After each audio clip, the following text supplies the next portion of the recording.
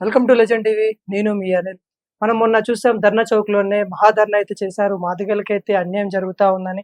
Parliament election సందర్భంలో గూడా వాళ్ళకేదైతే కేటాయించిన టికెట్లు ఏవైతే ఉన్నాయో కేటాయించకపోవడం, ఈ కాంగ్రెస్ గవర్నమెంట్ చేస్తున్న మాదిగలకు చేస్తున్న అన్యాయం మీద కాంగ్రెస్ సీనియర్ నేత మరియు తను 30 ఏళ్ల ప్రజా సేవకుడుగా ఉన్నాడు. తననే మోత్కుపల్లి నరసింహులు గారైతే మనతోనైతే ఉన్నారు. ఒకసారి మాట్లాడదాం. సార్ నమస్తే సార్. నమస్తే. సార్ మీరైతే మొన్నైతే ధర్నా చౌక్‌లో పెద్ద ధర్నా అయితే చేశారు. అవును. అక్కడ నుండి మీ పార్టీ నుండి ఎటువంటి రెస్పాన్సిబిలిటీ వచ్చింది? అసలు ఎలా ఉంది? మా కాంగ్రెస్ పార్టీ నుంచి మాత్రం ఎలాంటి స్పందన అయితే రాలేదు. రేవంత్ రెడ్డి గారు స్పందిస్తారని కూడా నేను అనుకోవటం లేదు. అతనికి కనికరం, దయ ఏంటి, ఆయన కులపిచ్చిగాడు. అండ్ రెడ్లు ఉంటే చాలు, పేదవాళ్ళందరినీ కూడా బానిసల కింద చేసుకొని బతకాలనుకుంటుంది. ఇది చాలా దురదృష్టకరం.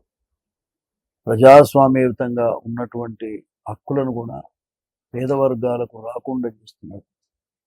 తన కులానికే అవన్నీ కూడా పంచుకుంటున్నారు, వాటాలు పంచుకొని తింటున్నారు. ఇది సహించనటువంటి విషయం. దాంట్లో భాగంగానే మాదిగలకు కూడా అసలు 80 లక్షల మంది మాదిగలు ఉంటే ఒక్క సీటు కేటాయించకపోవడం అనేది మొత్తం ఎవరు కూడా దీన్ని సహించే పరిస్థితిలో లేరు. మరి 80 లక్షల మాదిగలు ఉన్నప్పుడు వాళ్ళ పరిస్థితిని కూడా గమనించి వెంటనే తన నిర్ణయాన్ని మార్చుకోవాలని నేను మొదట చెప్తున్నాను. అయినా ఆయన పట్టించుకోవడం లేదు. కనీసం ఇంటర్వ్యూ కూడా నాకు ఇవ్వటం, అపాయింట్మెంట్ కూడా నాకు ఇవ్వటం లేదు. ఇది నేను తీవ్రంగా ఖండిస్తున్నాను. నేను ఒక 6 సార్లు గెలిచిన వ్యక్తిగా, ఈ రాష్ట్రంలో 40 సంవత్సరాల నుంచి రాజకీయాలు చేస్తున్నటువంటి ఒక పేదవర్గాల నాయకుడిగా నాకు అపాయింట్మెంట్ ఇవ్వకపోవటం ఏంటి? అసలు ఏదన్నా నిర్ణయం జరిగితే దాన్ని సరి చేసుకోవడానికి కానీ, లేదంటే అసలు ఎందుకు ఆ పరిస్థితి వచ్చిందో చెప్పవలసిన బాధ్యత ఆయనదే. కాబట్టి ఇవాళ మాదిగలను అనగదొక్కాలి, రేపు పార్లమెంట్లో ఒక వ్యక్తిని పోకుండా చెయ్యాలి, ఆ తర్వాత రేపు ఏబిసిడి బిల్లు వచ్చినా రాకపోయినా దాని మీద మాట్లాడగలిగే వ్యక్తి ఒకడు ఉండాలి అనేటువంటి అభిప్రాయం కంటే అక్కడ ఎవడు ఉండకూడదు అనేది కుట్ర జరుగుతాం. ఎంపీ అనేటువంటిది ఒక రాజ్యాంగబద్ధమైనటువంటి సంస్థలో మరి ఉండగలిగినటువంటి ఒక సభ్యత్వం. అది అంటే రాజ్యాంగాన్ని రక్షించవలసినటువంటి ప్లేస్, అది కాపాడుకోవాల్సినటువంటి ప్లేస్ అది. కానీ ఇవాళ అటువంటి ప్లేస్లో ఒక్క వ్యక్తికి కూడా ఇవ్వకపోవటం చాలా దురదృష్టకరం, బాధాకరం. నాకైతే ఎంతోమంది ముఖ్యమంత్రులను చూశాను నేను, కానీ ఇలాంటి పరిణామాలు వస్తాయని నేను ఊహించలేదు. అందుకే వాస్తవంగా ఏం చేయాలనో తోచక ఈ 4 రోజుల నుంచి సరి అయిన సమయానికి భోజనం కూడా చేయటం లేదు, నిద్ర కూడా పట్టడం లేదు. తద్వారా నా హెల్త్ కూడా పాడవుతూ ఉంది.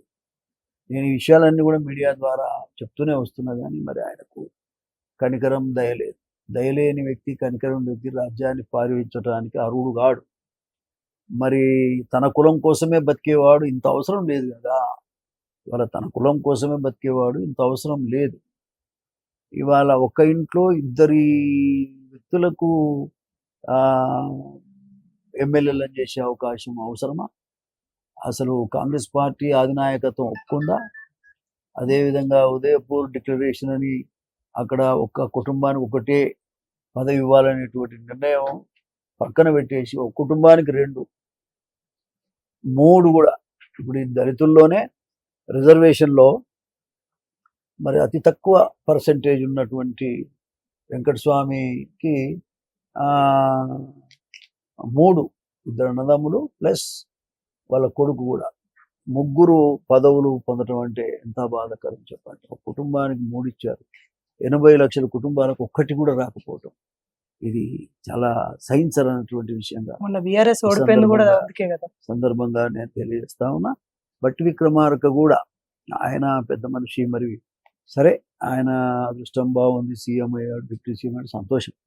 కానీ ఆయన కూడా సామాజిక న్యాయం గురించి ఆలోచించలేకపోవటం చాలా బాధాకరం. మరి ఆయన ఏం చేస్తుండో, చివరికి వాళ్ళ అన్నకే టికెట్ తెచ్చుకున్నాడు, వాళ్ళ అన్నకు ఆయనకు పంచుకుంటున్నారు. ఈ విధంగా అటు దళితుల్లో కానీ ఇటు రెడ్లల్లో కానీ మరి వాళ్ళ సామాజిక వర్గం కోసమే ప్రభుత్వాలు ఉంటాయా, వాళ్ళ సామాజికం కోసమే వీళ్ళు ముఖ్యమంత్రులు అయ్యారా, డిప్యూటీ సీఎంలు అయ్యారా, అర్థం కానటువంటి పరిస్థితి. దీన్ని నేను తీవ్రంగా ఖండిస్తా ఉన్నా. ఏ పరిస్థితుల్లో కూడా ఇది సహించనటువంటి విషయం. ఒక మాటలో చెప్పాలంటే అర్హత లేనటువంటి వాళ్లకు, జనాభా లేని వాళ్లకు మరి సీట్లు ఇవ్వటం ఏంటి, అర్హత ఉండి జనాభా ఉన్న వాళ్ళకు టికెట్లు ఇవ్వకపోవటం ఏంటి, ఇది అర్థం కానటువంటి విషయంగా ఈ సందర్భంగా నేను తెలియజేస్తా ఉన్నా. అదేవిధంగా రెడ్లు మరి అన్నిట్లల్లో కూడా రెడ్లే. ఇప్పుడు నీకు అసెంబ్లీలో సుమారు 45 మంది రెడ్లు ఉన్నారు. 145 అంటే 50% వాళ్ళే ఉన్నారు. ఇకపోతే మరి నిన్న పార్లమెంటు కేటాయింపులలో సీట్ల కేటాయింపులో కూడా మరి 11 మందికి జనరల్ సీట్లు అయితే దాంట్లో 8 మంది రెడ్లే ఉన్నారు. ఇంకా ఎవరి కోసం మరి ఏమైంది? గౌడ కులస్తులు ఎక్కడ పోయి, వాళ్ళకు అర్హత లేదా పార్లమెంట్ పోవటానికి? అదేవిధంగా గొల్ల కుర్మలు ఎక్కడ పోయి, వాళ్ళకు అర్హత లేదా పార్లమెంట్ పోవటానికి? లేదంటే పద్మశాలీలు ఉన్నారు, మరి వాళ్లకు అర్హత లేదా పార్లమెంట్ పోవటానికి? మరి అదేవిధంగా చాకలి, మంగలి అనేక కులాలు 94 కులాలు ఉన్నాయి. ఈ 94 కులాలలో ఏ ఒక్క కులానికి కూడా నువ్వు అవకాశం ఇవ్వకుండా ఒకటో రెండో ఇచ్చి మొత్తం అన్ని రెడ్డి కులాస్తులకు ఇవ్వడం అనేటువంటిది చాలా బాధాకరం. క్లియర్గా కనబడుతుంది, నీ స్ట్రక్చర్ అంతా కనబడుతూ ఉంది. నీ మనసులో ఏముందో క్లియర్గా రెడ్డి రాజ్యం, రెడ్డి దొరలు పరిపాలిస్తున్న వాతావరణం వస్తూ ఉంది. దీన్ని ఖండించాల్సిన అవసరం ఉంది. అందుకే నేను ఒక సీనియర్ నాయకుడిగా, ఒక పెద్ద మనిషిగా నేను ఇవాళ మరి రేవంత్ రెడ్డి గారికి, ముఖ్యమంత్రి గారికి నేను తెలియజేసేది ఏంటంటే, ఇప్పటికైనా పిలవండి, అల్లరెందుకు? నువ్వు పిలవకపోవడం వల్ల నీకు ఇంత రభస వచ్చి పార్టీకి నష్టం వచ్చే పరిస్థితి వచ్చేసింది. పార్టీకి నష్టం రాకూడదని నేను చెప్తుంటే పార్టీకి నష్టం తెచ్చే కార్యక్రమాలు మీరు చేస్తున్నారు. ఇది అట్లాంటి కార్యక్రమాలు చేయకండి. రెండోది ఏంటంటే, అన్ని వర్గాలను ప్రేమించేది నేర్చుకోండి. అసలు చట్టసభలలో పోతేనే గౌరవం. నేను కార్పొరేషన్ ఇస్తా, నేను అటెండర్ పోస్ట్ ఇస్తా, ఎవరికి కావాలండి అవన్నీ? అది కాదు కదా. చట్టసభలలో అధిక ప్రాధాన్యత ఇచ్చి అధికంగా గౌరవించేటువంటి పరిస్థితి రావాలి, పేద వర్గాలు ఎవరన్నా కావచ్చు. అంతేగాని రేవంత్ రెడ్డి గారి నాయకత్వంలో అది జరగటం లేదు. మరి దానికోసమే ఇవాళ నేను అనేక మీటింగులు కూడా పెడుతూ ఉన్నాను. ఎంతో స్పందన వస్తూ ఉంది. ఏది ఏమైనా మరి రేపు జరగబోయే ఎన్నికలలో కూడా తీవ్రంగా పార్టీ నష్టపోతుందని కూడా ఈ సందర్భంగా తెలియజేస్తాను. మనం గతంలో మొన్న బీఆర్ఎస్ ఓడిపోయిన సంగతి ఏదైతే కుటుంబ పాలన ఏదైతే ఉందో వద్దు అనుకొని మనము ఆ పాలన వద్దనుకొని మనం తీసుకొచ్చాం. కానీ ఇప్పుడు చూస్తే మళ్ళీ రెడ్డిల పాలన అని మీరు చెప్పినట్టు రెడ్డిల పాలన అవుతా ఉంది. సరే, ఇప్పుడు ఉన్న మీ ఆలోచన ప్రకారము మరి మీరు ఇటు ఓటేమని చెప్తా ఉన్నారు, ఏం చెప్తా ఉన్నారు? ఇప్పుడు ఒక మాట నేను చెప్తా, కేసీఆర్ ఒక కుటుంబాన్ని మనం దుమ్మెత్తి పోసినాం. మరి ఒక కుటుంబాన్ని సహించలేనటువంటి పరిస్థితిలో ఉన్నటువంటి మనము ఇవాళ 10 కుటుంబాలను ఎట్లా సహిస్తాం? 10 కుటుంబాలు ఏ విధంగా? ఒక్కొక్క ఇంట్లో ఇద్దరు ఎమ్మెల్యేలు ఉంటారా, ముగ్గురు ఉంటారా? ఎవడు చెప్పిండండి? ఏ పార్టీ ఎవడు నడుపుతున్నాడు ఇది? రేవంత్ రెడ్డి రాజ్యంలో ఎవడైనా సరే డబ్బు ఉంటే కొనుక్కోవచ్చు. డబ్బు లేని పది, నీతిగా బతికిన మర్యాద లేదా? వాడికి మర్యాద లేదా అని నేను అంటున్నా. నీతి నిజాయితీకి మారు పేరుగా బతికిన మోత్కుపల్లి టికెట్ అడగవలసి రావటం దురదృష్టకరం. ఒకవేళ అడిగిన టికెట్ ఇవ్వకపోవటం ఇంకా దురదృష్టకరం. పార్టీకి దురదృష్టకరం, నాకు కాదు. నాకేముందండి, ఎన్టీ రామారావు గారు నాకు చిన్న వయసులోనే ఎన్నో పదవులు ఇచ్చాడు. I enjoyed a lot. నేను దాని గురించి వరి కావాల్సిన అవసరం నాకు లేదు. కానీ పద్ధతేనా ఇది? పోగా నాకు ఇవ్వకుంటే పోతుంది. మరి మా కులంలో ఎవరికన్నా ఇవ్వమని కూడా చెప్పాను, ముందే చెప్పాను, టికెట్లప్పుడే చెప్పాను, నాకు వద్దు, ఎవరికన్నా ఇవ్వండి. గత 4 రోజులు చెప్తున్నా, టికెట్లు డిక్లేర్ కాకముందు నుంచి చెప్తున్నా, ఎవరికన్నా ఇవ్వండి, కానీ నా కులానికి ఇవ్వమని చెప్తున్నా. బట్ లెక్క చేయకుండా తను అనుకున్నది, శ్రీయర్ అనేటోడు వాడు పార్టీలో లేడు, మెంబర్షిప్ కూడా లేదు, ఇమ్మీడియట్గా తీసుకొచ్చిండు, వాళ్ళ బిడ్డకు టికెట్ ఇచ్చిండు. ఎంతవరకు ఇది సమంజసం? అదేవిధంగా బట్టి విరకమ కుటుంబం ఎంతవరకు సమంజసం? వివేక కుటుంబం ఎంతవరకు సమంజసం? ఇవన్నీ కూడా ఆలోచన చేయాల్సినటువంటి అవసరం ఉంది.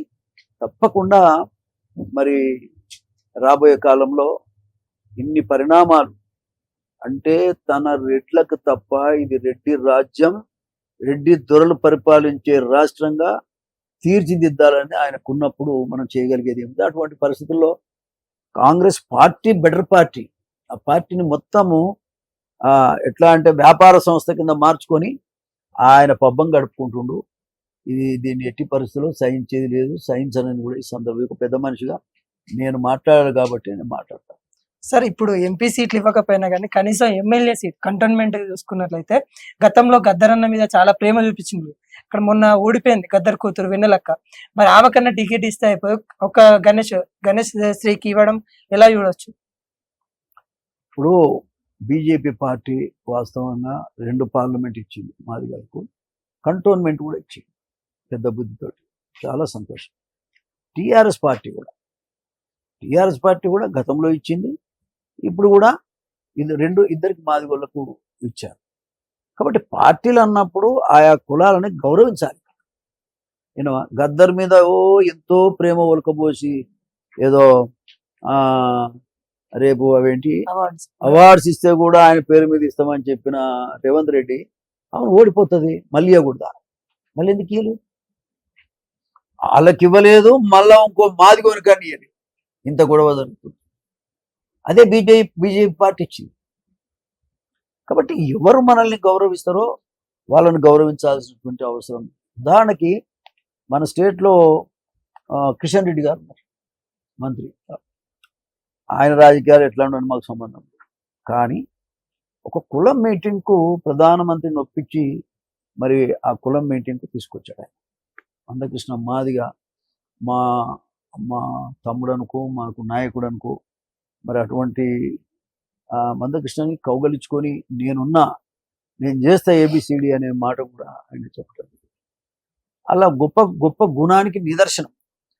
వాళ్ళేం అట్లా చేసుకుంటూ వస్తే రేవంత్ రెడ్డి మొత్తం కులాన్నే తీసి బయటపడేసి రిజర్వేషన్లే మాకు లేవు, మాదిగోడికి రిజర్వేషన్ లేదు, ఇది రేవంత్ రెడ్డి రాజ్యాంగం అన్నట్టుగా చేస్తా ఉన్నాడు. ఆయన రాజ్యాంగం అనేది మరి నడవకుండా చేయాలనే ప్రయత్నంలోనే నేను ఉన్నాను. ఇది పద్ధతి కాదు. సరే ఆయనకు అధికారం ఉంది, నన్ను ఏం చేస్తాడో బెదిరింపులు వస్తూ ఉన్నాయి, రకరకాలు అంటా ఉన్నారు. నా మీద ఏదో ప్రయోగం చేస్తామని కూడా చెప్తున్నాడు. ఏ ప్రయోగం చేసినా నేను లొంగటోని కాదు, అందరికీ తెలుసు. కాబట్టి ఇవాళ ఆయన దౌర్జన్యానికి ఆయన నన్ను ఏదో గింపుతాడని కూడా చాలా కొంతమంది చెప్తున్నారు. అయినా సరే నాకు మరి నా జాతీయ ముఖ్యం కాబట్టి నేను వాటిని లెక్క చేయాల్సినటువంటి అవసరం ఉంది. మీరు ధర్నా చౌక్ లో మీరు ధర్నా చేస్తుంటే మరి గాంధీ భవన్ లో కూడా మీ వర్గానికి చెందిన వాళ్ళు కొంతమంది కూడా మోతుకుపల్లి రేవంత్ రెడ్డి గురించి మాట్లాడే వ్యక్తి ఆయనే, అన్ని పార్టీలన్నీ మారచ్చిండు అతనే మాట్లాడతాడా అని కొంతమంది రేవంత్ రెడ్డి పార్టీని మారిన అంటే ఏదో బుద్ధి లేక ఏదో మాట్లాడుతుంటారు. వాళ్ళ గురించి నేను పట్టుకున్నారు మా తమ్ముళ్ళు, ఆయనే మాట్లాడిస్తే వాళ్ళు మాట్లాడుతున్నారు. వాళ్ళ సొంత మాటలు కావాలి, అది రేవంత్ రెడ్డి మాటలు. అయితే నేననేది ఏంటంటే నేను అందరిలాగా పైరవికారిని కాదు. నేనేదో పైసలు సంపాదించుకోవడానికి నేను రాజకీయాలు చేయటం లేదు. నా జీవితం అంతా త్యాగమే. రేవంత్ రెడ్డి లాగా రియల్ ఎస్టేట్ వ్యాపారం చేసి ముఖ్యమంత్రి లేకముందే ప్రతిపక్ష పార్టీగా ఉండే కొన్ని 100 కోట్లు సంపాదించాడు. ఎడికెళ్ళి వచ్చాయి మంది మరి ఎవడి కొంప ముంచక ముందనే వచ్చినాయి. నాగలు దొరికిందా, ఏదైనా విత్తనాలు వేసి పండించిందా, ఎట్లా వచ్చినాయి డబ్బులు? ఇదంతా మోసం, దగా. ఇప్పుడు ముఖ్యమంత్రి అయ్యిండు, మరిగా రియల్ ఎస్టేట్ వ్యాపారాలను పిలిచి ఎంత డబ్బులు వసూలు చేస్తుండో అంత తెలుస్తూనే ఉంది. ఏ కంపెనీకి ఫోన్ చేసి ఎంత డబ్బులు వసూలు చేయాలని ప్రయత్నం చేస్తుండో కూడా తెలుస్తూనే ఉంది. కాబట్టి అతను ఒక వ్యాపారం అండి. అతనికి సామాజిక న్యాయం కానీ పరిపక్వత కలిగినటువంటి ఆలోచన విధానం కానీ లేదు. ఆయన అంబేద్కర్ యొక్క ఆలోచన విధానానికి వంటబడితేనేమో ఏదో కొంత చేస్తారు, అంతేగాని ప్రధాని రాజకీయం చేయటం, తిట్టడం. ముఖ్యమంత్రిగా ఉండి తిట్టేది ఏంటండి? కేసీఆర్ చేసిండు, ఆయన పక్కకు పోయిండు. నీ పని ఏంది, నువ్వు చెయ్యి. నీ 2,500 ఇస్తున్నావు, ఏడవన్నది మరి. ప్రతి ఆడపిల్లకు కేసీఆర్ ఇచ్చే 1,00,000తో పాటు తులం బంగారం ఇస్తానన్నావు, ఏడవన్నావు. అమ్మాయిలందరికీ స్కూటర్లు కొనిస్తా అన్నావు, ఏమైంది నాయన? నిరుద్యోగ యువకులకు 4,000 రూపాయలు ఇస్తానన్నావు, ఏమైంది? దళిత బంధు ఇస్తా అన్నావు 12 లక్షలు, ఏమైంది? రైతు బంధు ఇస్తానన్నావు, ఏమైంది? అసలు ఏమైందని నేను అడుగుతున్నాను. నువ్వు ఏమి చేయలేని చాతగాని పనికి మాలినోడు. కాబట్టి నువ్వు ఏది చేయలేవు కూడా నీ వల్ల కూడా కాదు అనేది క్లారిటీ 4 నెలలనే క్లారిటీ వచ్చింది. కరెంటు గంటకు పోతుంది.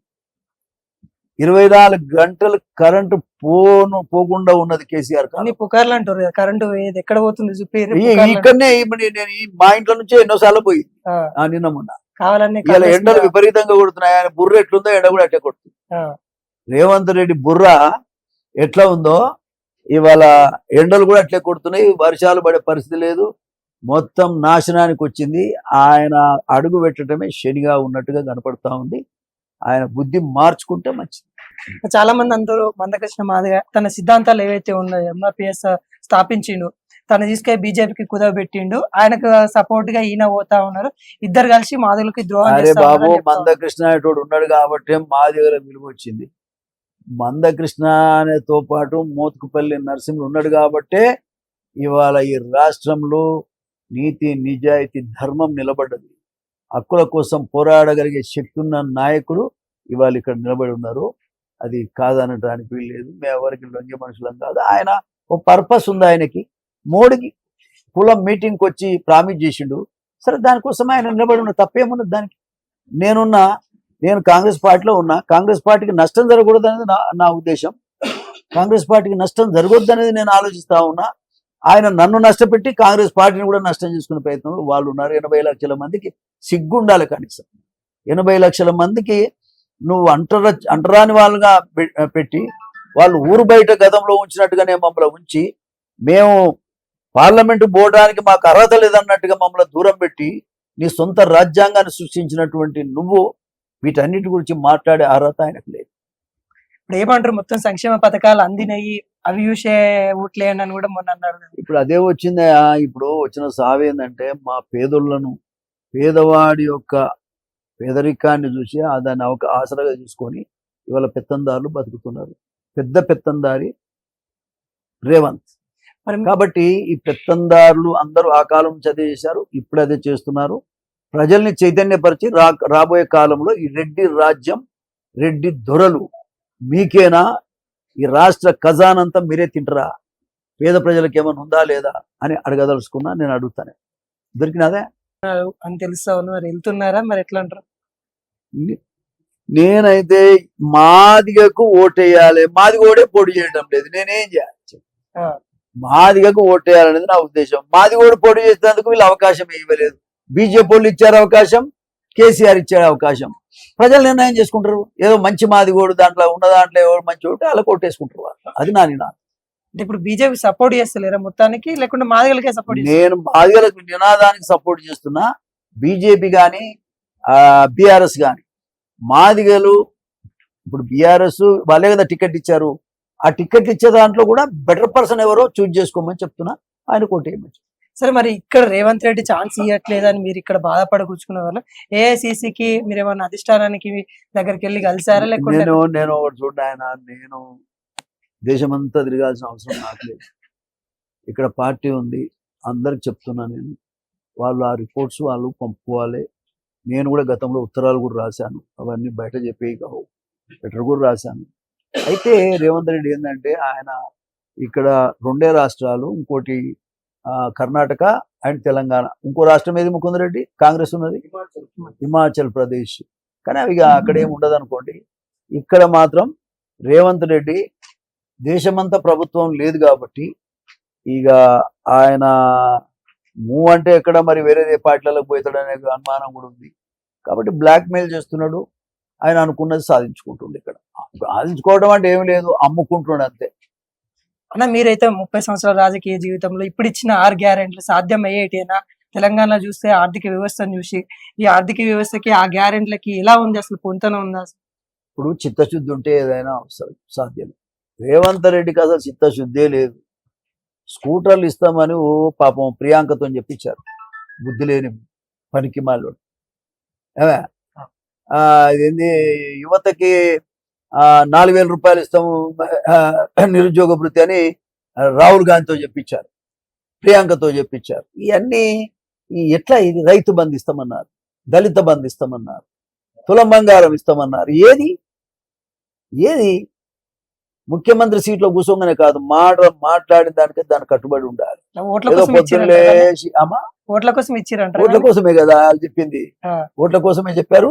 ఇప్పుడు అన్ని మర్చిపోయి ఆయన మాత్రం ఎంజాయ్ చేస్తున్నాడు. రియల్ ఎస్టేట్ వ్యాపారం బ్రహ్మాండంగా సాగుతుంది, చేసుకుంటాడు. మరి ఇప్పుడు మళ్ళీ కొన్ని హామీలు అయితే మళ్ళీ ఇచ్చారు కదా, ఇప్పుడు పార్లమెంట్ సమయంలో కూడా కొన్ని ఏమి ఇచ్చారు? ఇచ్చారు.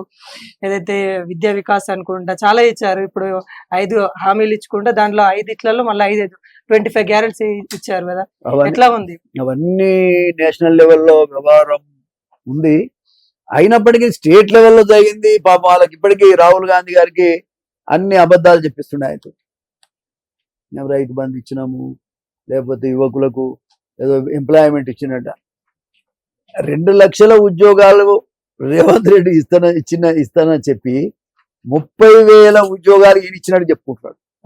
అవి కేసీఆర్ ఇచ్చిండు, వాస్తవం నోటిఫై చేసిండు. ఉద్యోగాలు అన్నీ అయిపోయినాయి, ఎగ్జామ్స్ అయిపోయినాయి, అంతా అయిపోయినాయి. వాళ్ళకి సర్టిఫికేట్ ఇచ్చేది ఒకటి ఆలస్యం. సరే ఎన్నికలు వచ్చినాయి, ఇయ్యలేకపోయింది. అవి కూడా ఈయన ఖాతాలు వేసుకొని ఓహో అని 30,000 ఇచ్చినా అని చెప్పుకుంటాడు. సిగ్గుండాలి ఎవరికైనా సరే. అర్థం కాదు, ఇవ్వు, నువ్వు 2 లక్షలు ఇస్తాను, తప్పకుండా ఇస్తే మంచిదే, నీకే మంచి పేరు వస్తుంది. ఇప్పుడు మీరు కడియం కావ్య అని చాలా సార్లు అయితే సందర్భంలో తీసుకొచ్చారు. ఇప్పుడు కడియం కావ్యకు టికెట్ ఇవ్వడము మీరు అక్కడ మాదిగలు కూడా ఇవ్వచ్చు అని చెప్తా ఉన్నారు, కానీ మీరు ఇక్కడ ఇవ్వకపోవడం, దాన్ని ఖండించడం ఎలా చూడొచ్చు? మీరు అడిగే క్వశ్చన్ కూడా అంటే నాకు అక్కడ ఒకసారి మీకు అవగాహన లేకుండా అది స్వాగతిస్తున్నారు అక్కడ కాదయా ఇవన్నీ ఉంటాయి. కానీ ఏది కరెక్టో, అంబేద్కర్ అనేటువంటి వాడు ఎందుకు రిజైన్ చేసిండు? ప్రజలంతా ఒప్పుకోరని కాదు, ఇక్కడ న్యాయం ఏది తెలిసిన వాళ్ళం మనం చెప్పాల్సిన అవసరం ఉంది కాబట్టి నేను చెప్తున్నాను. ప్రజలు ఫాలో అయ్యే వాళ్ళు అవుతారు, కానీ వాళ్ళు కొంతమంది అమాయకులు ఉంటారు, రాబోయే కాలంలో అవుతారు, వాళ్ళు కూడా అవుతారు. కాబట్టి మనం ఏదో వాళ్ళు ఏదో అనుకుంటారని మనం ఆగాల్సిన అవసరం లేదు. కడియం కావ్య అనేట ఆమెకు మెంబర్షిప్ లేదు కదా, అట్లా వచ్చారు, ఇట్లా టికెట్ ఇచ్చారు. శ్రీహరికి బీఆర్ఎస్ పార్టీలో టికెట్ ఇచ్చారు, కావలసినంత డబ్బు ఇచ్చారు. ఈ డబ్బు తీసుకుపోయే ఢిల్లీలో మరి ఎవరెవరికి పంచాడో రేవంత్ రెడ్డికి ఎంత ఇచ్చాడో ఆయనకు అప్పచెప్పిండు అని చెప్తున్నారు. రేవంత్ రెడ్డికి అప్పచెప్తే ఆ టికెట్ ఆయనకి ఇచ్చారు. అంటే అవి కానీ వాళ్ళ కులం ఎంత, వాళ్ళ పాపులేషన్ ఇంత, పాపులేషన్ ప్రకారంగా టికెట్లు ఇవ్వాలి.